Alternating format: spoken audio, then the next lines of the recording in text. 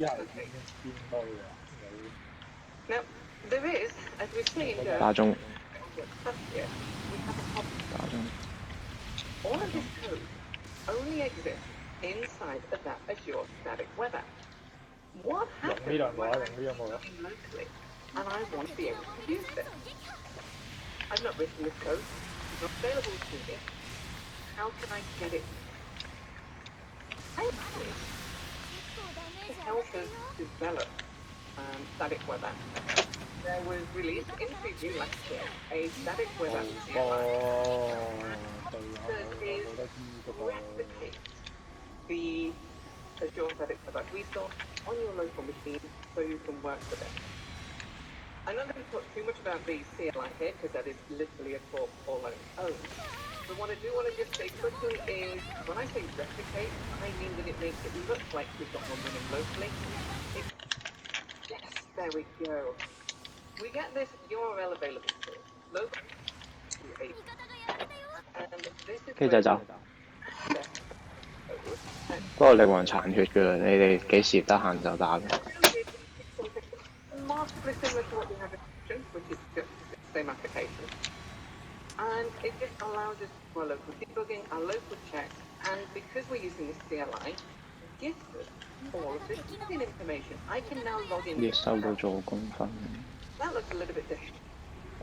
And it looks a little bit different because running locally, we don't authenticate with Active Directory, with Google, with Twitter, with GitHub. We actually fake that authentication process because it'll get turned into that client principal anyway. So we don't need to go out to these external things. We can set a user ID, a username, and our user roles. And you know what? I'm going to get myself admin role. Why not? And then we can test locally. So if I log in now, 做波機制。 my application now thinks that I have logged in using Twitter, and it doesn't know any different Oh, yeah. about what I'm doing. If I go to that .org different format because it's running on the CLI, but we still get this client principal returned to us. With our user ID which we entered, the user roles that we have available, so here's a test account with username and password. So it just makes life a little bit easier for us. This is something that I adore. So let's have a look at how we actually managed to get this authentication provider and the standard user on the page. How do we get that into later? Well, it starts in the program CX when we're adding the services to our application. And we're going to add the static web app authentication. Now, I got this code originally, I've changed it a little bit, but I got this code originally from a repo from Anthony Q, and I'm going to put a link in Twitter after this talk so that you can go. 我咁夠膽。 And inside of this static web app authentication, if my machine does something, come on, you can do it. We do two things. We add an authorization core, which just comes from the ASP.NET component authorization namespace. And then we add an authentication state provider. This is where the magic is. And for that, we are using this static web app authentication state provider. And this is two things. The first thing it does is get the client principal that we want to use to authenticate our user. And it gets that from that .org/me endpoint. 咁面前有呢個忍者先。 Once we're in here, the next thing that we need to do is turn it 走啊！走啊！走走走走。 static web app and turn it into a plain principal. So we have another piece of 翻嚟啊！翻嚟啊！係啊！翻咗嚟先。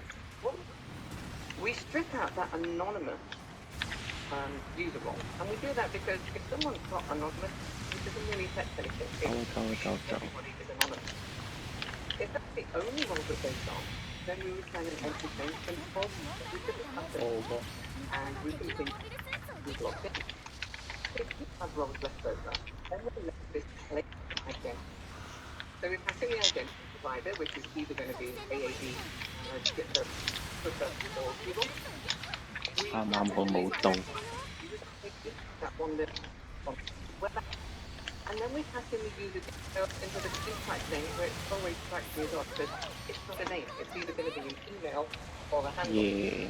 And then we 幫3號。 user as so we can use it in our application. Now, as far as the static that authentication process goes, this is it. This is where it 小心豬紅塔。 we just use the same kind of authentication that we calculated normally. So if we go to our, and I find it, our app.razor page, we add this cascading authentication code. If we add that around our router, that means we can use this authentication in each one of our components. And in fact, I'm using it in two places.